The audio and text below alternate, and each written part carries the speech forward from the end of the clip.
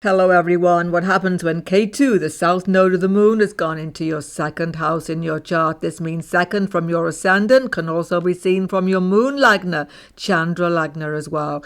You can also read this in the D9 chart, Navamsa. If you should have a Western horoscope though, tropical zodiac, make sure you have sign for house system, then it's good for you. If you're new to my channel, don't forget to sub below. The video is good, of course. Give it a thumbs up and let's go. And what is the second house in your chart? The second house is what you own, what you possess. Money primarily, resources also. So money in the bank, but definitely everything which you own, including even pen in your hand, what you call your own. Secondly, represents family of origin, kith and kin if you like, those who protected you when you were a child. It's about emotional security. How secure and safe and actually bonded did you feel as a child to your family as a whole? This is shown second house. Do you continue to be bonded to your family as you go through life? It's all second house. We get our moral values from our family. So second house is what you value morally. Are you truthful? Are you upright person or not? Particularly, how do you speak? You see, second house is about face. Face is the mouth. What's coming out of your mouth, what goes into your mouth, talk in a minute, is the second house. So are you truthful, honest, forthright, or do you tell lies? It's all shown by the second house. What goes into your mouth, food and drink, very much shown here. Do you sustain yourself with a healthy diet or unhealthy diet? All shown here. This house is a Maraka house, death-producing house, just like seventh house. So that's how important food, drink intake is. It's sustaining us in our material body, represented by ascendant. Who is Ketu? Ketu is a south node of the moon in the opposite sign to Rahu, who is the north node. Ketu is actually a headless being. He doesn't see anything material. He's totally spiritual. He represents keys, and he is the key to moksha, liberation. He's the only planet who will actually enable you to get free from this maya and illusion and to find the way out of this material prison house. But in addition to this, he is definitely a flag, a past life siddhi accomplishment wherever he is in your chart, which you need to understand deeply. He is also direct link to past life situation. Now, all of the planets represent past life karmas, but Ketu is like a wormhole in space. He's like a time warp. He directly takes you into your past life experience. Now, Ketu is very like Mangala. Like Mangala, he can lead an army. He's a very disciplined being when he is good in your chart, but completely lacking direction when he is afflicted. Ketu is angry, impatient, and extremely violent under affliction. And Ketu can give mathematical ability, technical ability with small machines like computers especially, and even astrological ability because he is terribly intuitive. He doesn't see anything externally. All of his knowledge comes from within. However, when afflicted, he can be a very separatist tendency. As I say, he can lead to disruption and even mistakes. So Ketu is in the second house, and of course Rahu is opposite in the eighth house. What does Ketu represent in this house? He represents a churning of your karmas. You're letting go of so much yuck from your past life you won't believe. It's not an easy placement though because of this. But it is extremely empowering placement. So the first thing you need to know is, who were you? What did you do? What were your past karmas? Not shown by the house, but by the sign. The sign of Ketu, sidereal sign, gives you the biggest clues.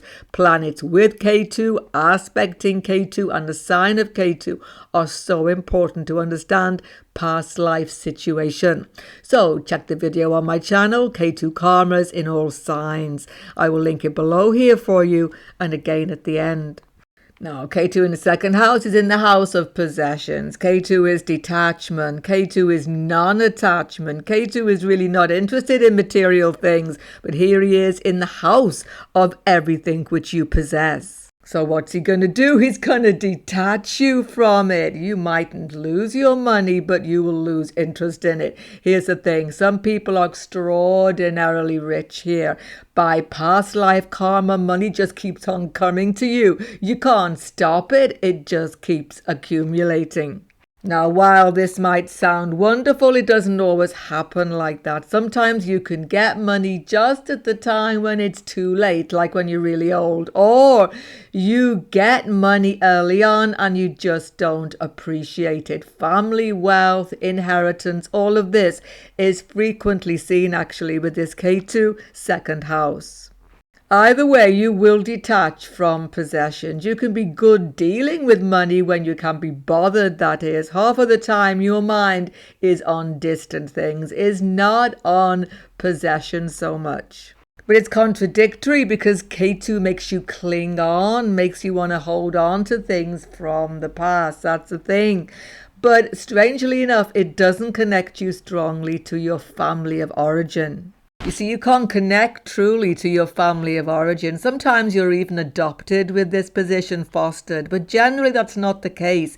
You are with biological family, but somehow different to them, disconnected emotionally, psychically.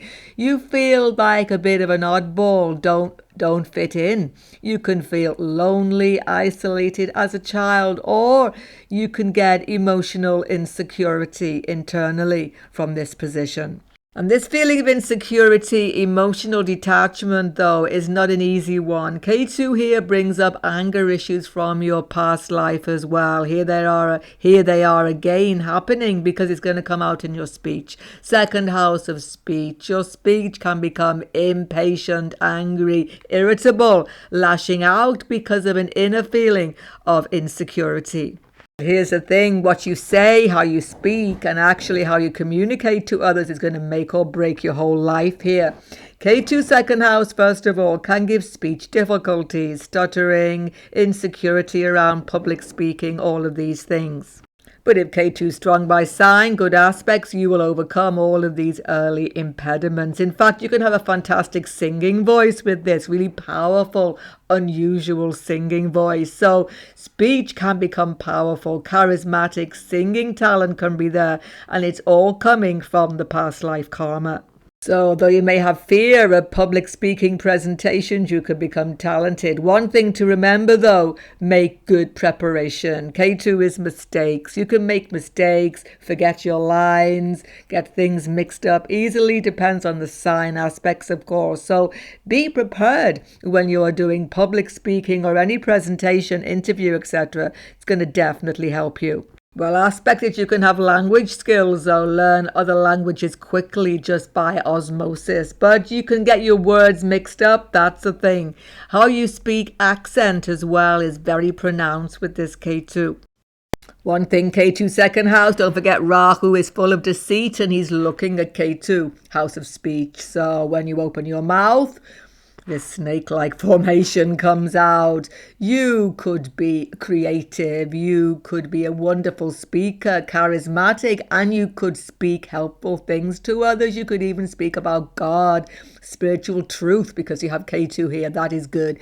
But on the other hand, afflicted Ketu, you can be deceitful, pulling the wool over people's eyes. It could start with a little fib and then you're in a whole web of deceit. So best policy when you have Ketu second house, try to tell the truth as much as you can. You can help to deal with these difficult karmas of this position, bringing Ketu out of tamas, darkness, into a more sattvic situation. It's not what's coming out of your mouth, though, as well as what's going in. It's your intake, food intake, drink intake. Ketu is an extremist. You can go into extreme diets here. You can have all or nothing attitude to food. Watch out for this. And very common to have eating disorders as well. So be careful. By the way, another way to get rid of the difficult Ketu karmas in this axis, apart from trying to be honest much as you can, you should definitely become vegetarian because Rahu Ketu karmas improve. And definitely in this house of food, you want to lift up that tamasic attitude or function of Ketu into a more sattvic pure one. So vegetarian diet will definitely help you health-wise as well. And health-wise, watch out for high blood pressure. You see, Ketu here gets very tense inside, anxious inside. When you get into arguments especially, you become extremely tense. So definitely blood pressure needs to be watched. But this axis is powerful for study, powerful for students, powerful for researchers, academics. Why? Because Rahu wants the knowledge. He's in the house of research, 8th house.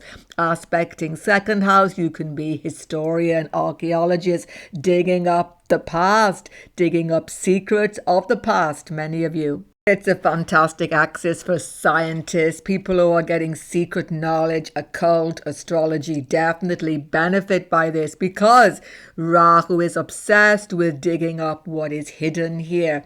So spies, detectives, all of these things, definitely good here. Police work, etc. Fantastic. Even medical research, etc.